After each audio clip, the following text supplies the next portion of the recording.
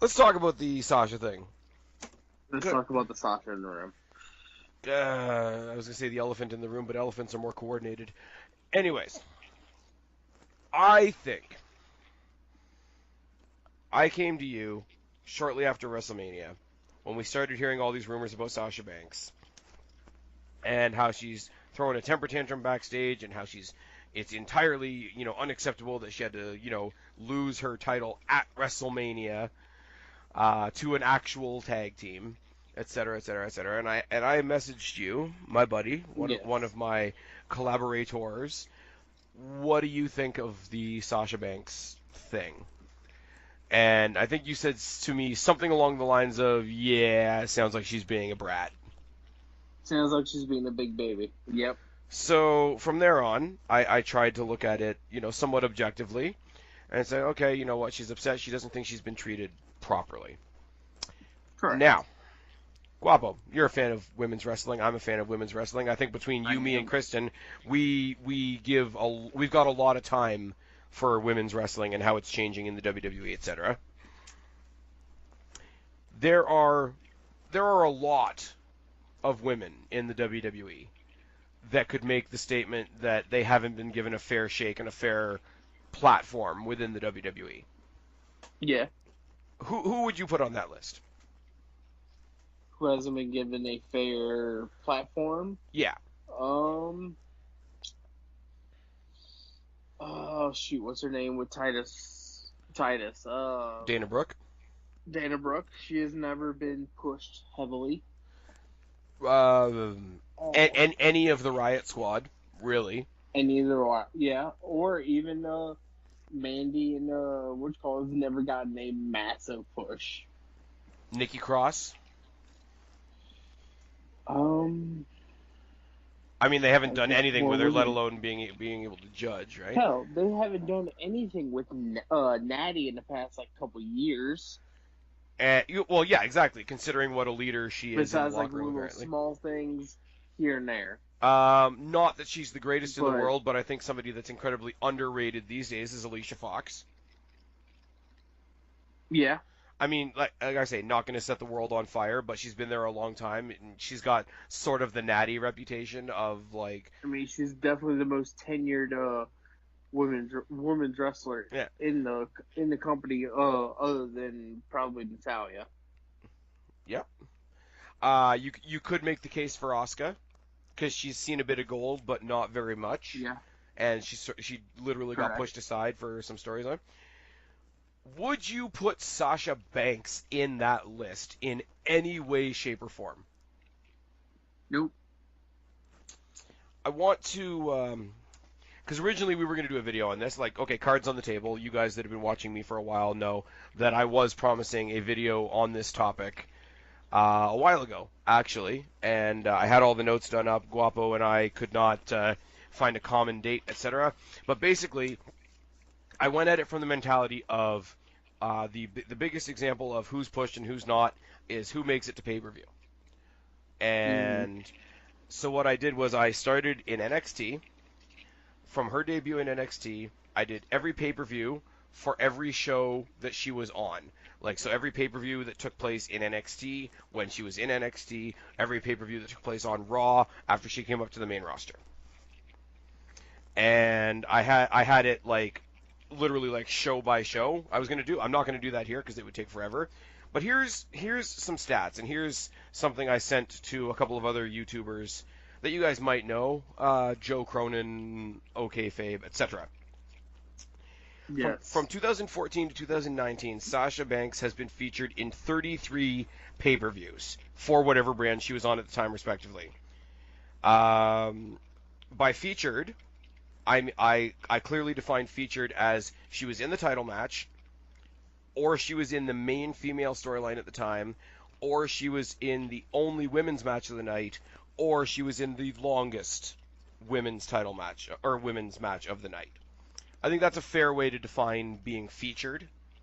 You're in the title match, you're in the main story, you're in the only women's match of the night, or you're in the longest match of the night. In that time, she was a one-time NXT champion in a time where they didn't do two-time champions. Four-time Raw champion, one-time women's tag team champion. Title reigns totaling approximately 260 days as a champion of some kind. She was the first NXT women's champion of color. She was the first women's main event for both NXT and Raw. I think. No, that's not true at all. Oh, sorry, for a pay-per-view. She was the first women's main event of a pay-per-view for both NXT and Raw.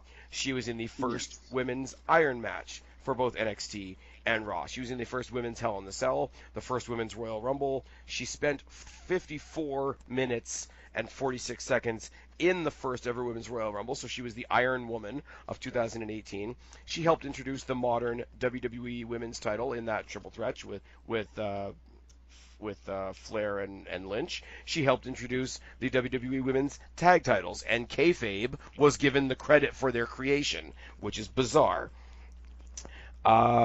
She was the first ever Women's Tag Team Champs of the modern era. She rarely takes a pinfall in tag team losses, meaning if she does lose, her partner takes the pin. She rarely takes a pin in multi-woman matches, being like the third or fourth other person in the match while the pin is taking place. And she's one of a very small handful of people in Ronda Rousey's year-and-a-half run that didn't get a complete squash. Yep.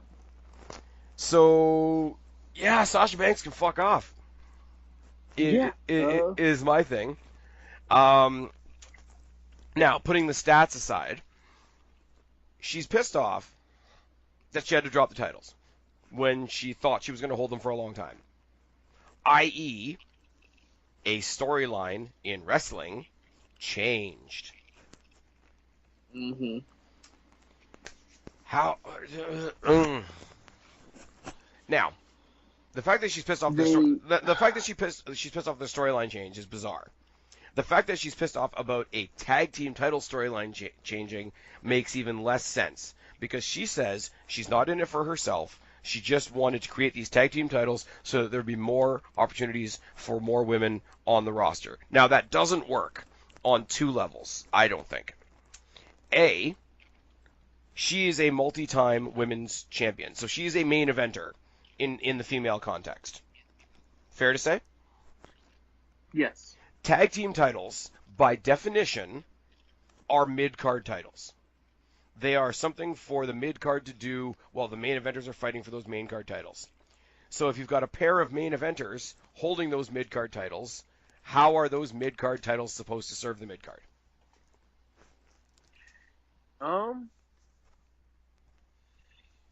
They don't. Here's the other half of that.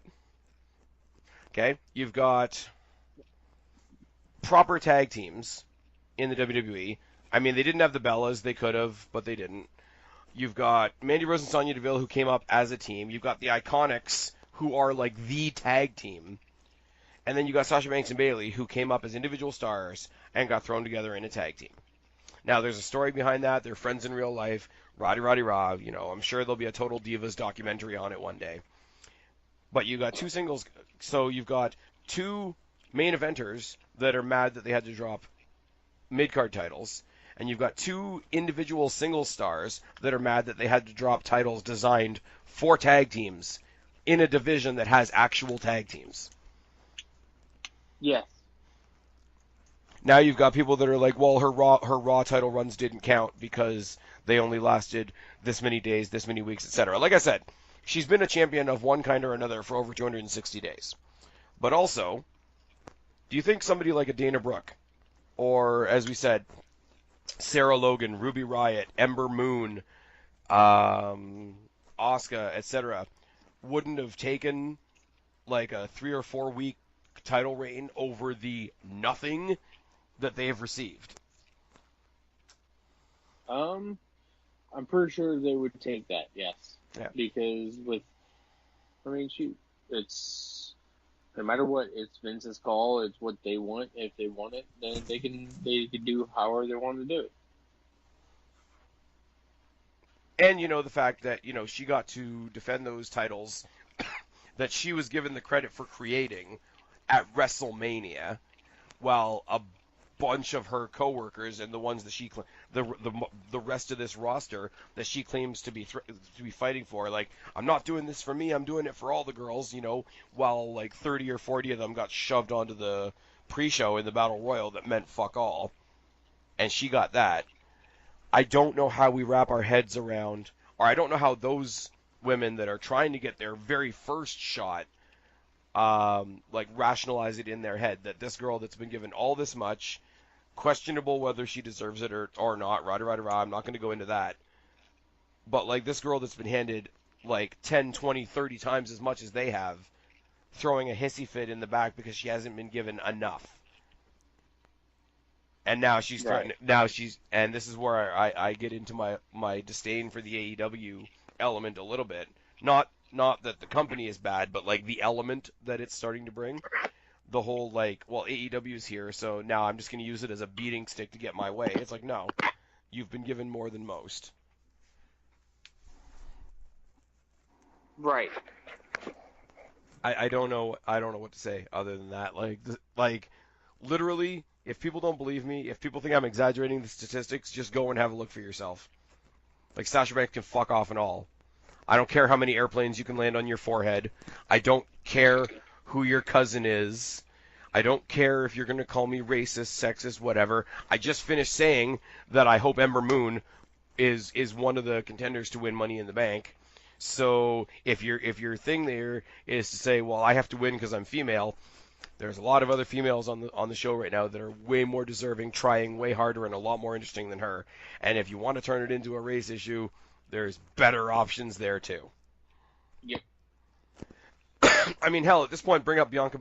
If that's your point, if she's so determined to say that she's not just fighting for herself, that she's fighting for the well-being and the diversity of the whole roster, okay, cool. We'll bring up Bianca Belair. You can give her your slot. Exactly. And you can go sit at home and not get paid and sit on the shelf for a couple months. Well, this is the thing, too. Like, everybody's talking about, oh, poor Sasha. She's having all this, like, breakdown and whatever, and she's in all this emotional turmoil. It's like, no. She's a kid having a temper tantrum.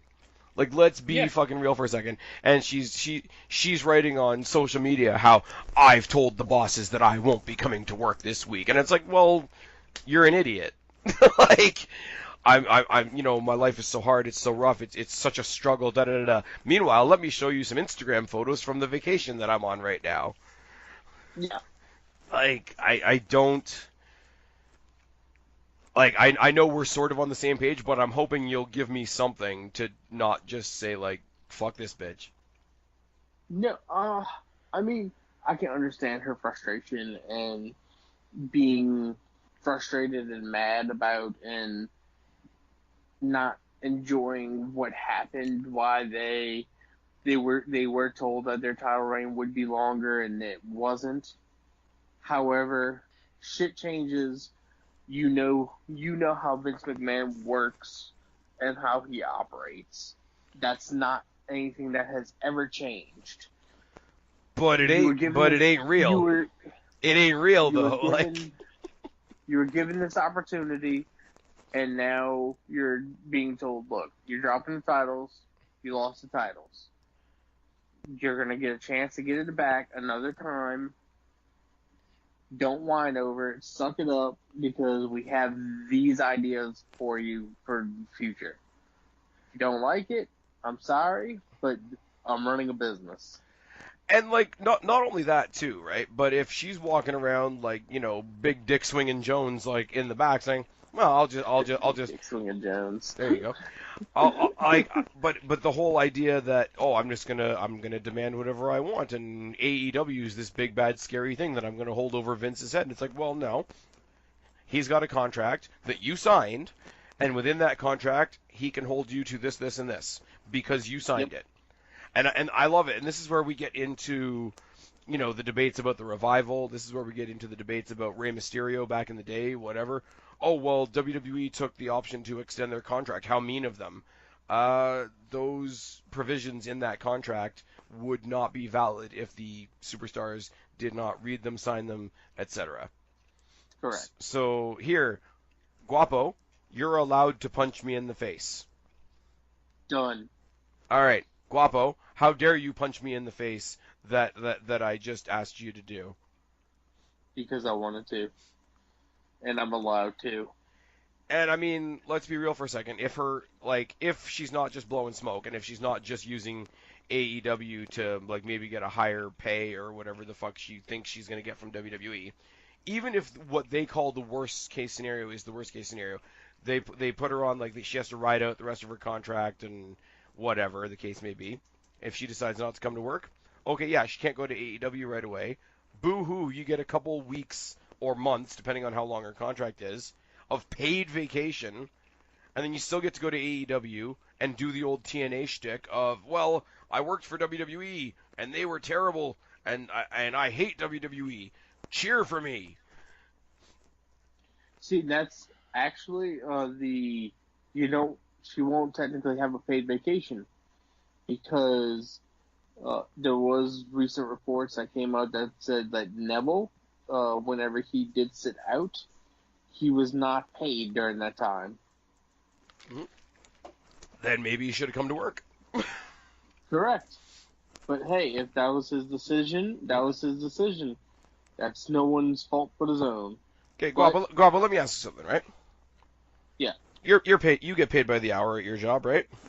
That is correct, I do. What happens when you don't go to work? I don't get paid. There we go. It ain't that hard. I mean, I know she's got like the big forehead, so there's like a little bit of like extra atmosphere and sun getting to her brainstem, but like you don't work, you don't get paid. I've always used the example of like when you're talking to people that are when you're talking about people that are being childish, then you have to speak about them like they're a child. You don't slap your mother and then ask her for a bigger allowance. Correct. You don't kick your dad in the nuts and then ask why you can't go out to the amusement park. Even though it'd be funny. Well, but you know what I'm saying though. Like I'm not No, gonna yeah. I'm not gonna do anything that you want me to do, boss. I'm gonna tell you when I'm coming to work, but you're gonna pay me and you're gonna restructure your company around me. Here's the deal. Even though wins and losses don't matter, even though like okay, if you're losing, that's the story this week. Put that aside, right? Say everybody Right. followed Sasha Banks' example. Say everybody that didn't want to lose a match, that they didn't want to lose, or they're upset that they had to lose a match they didn't want to lose, whatever the case may be. So nobody loses a match anymore in wrestling. Every show ends in a draw. Nobody gives a fuck. There's no stakes. There might as well not be championships. Yeah, That's why? that's the Sasha Banks world. Yeah. Why do you need to try and do all that? Because unless you're really really into like story building and big story arcs, nobody wants to lose a match. Like if you Oh, want no. if you want like a Daniel Bryan underdog story and you walk into the writers meeting and say, okay, beat the shit out of me for 6 weeks, and at the end of those 6 weeks I'm gonna get a win over this big guy, and you have that long term idea in your head, yeah, sure, whatever. But then again, who knows if she hadn't been an absolute entitled cunt, then she and Bayley might have gotten their rematch at TLC. Like we could be seeing a ladder match between, the Boston Hug Connection and the Iconics this Sunday, for all we know. Yep. At TLC, that's this Sunday, right? That's Money in the Bank, but okay. Just at TLC. Yeah. It's tired in here. But like but this is what I'm saying. Like somebody like a Daniel Bryan, and you know me, I'm not even the hugest Daniel Bryan fan, but the guy knows about storytelling and whatnot, right? Right. Like, okay, take a couple losses and go get the bigger gain later on. Don't sit there and throw a temper tantrum because you had main level WrestleMania experience and then kick up a fit that you didn't also get to win that moment and I don't even know what I'm saying anymore.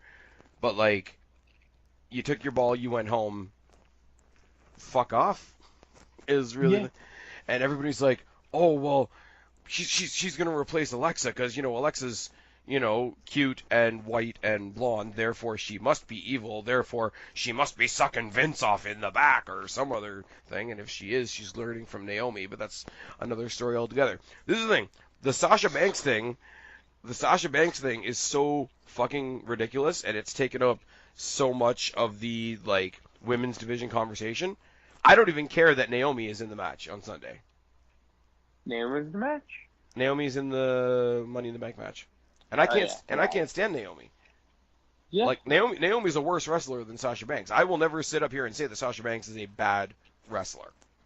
Sidebar. Did you hear the rumor that Cameron's training to come back to wrestling?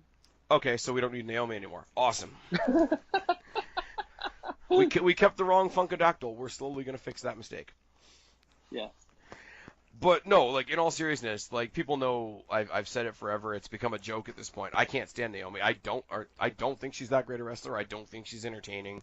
I don't think there's anything redeeming about her on my television whatsoever. Sasha Banks doesn't have any of those things going against her. I think she's a decent wrestler. I think she's very entertaining when she's given the right role to play and whatever. And I think she plays off quite well. The dynamic between her and Bayley as a team, even though it's thrown together, is great. I mean, they're a little bit of an odd couple type team, but it's whatever.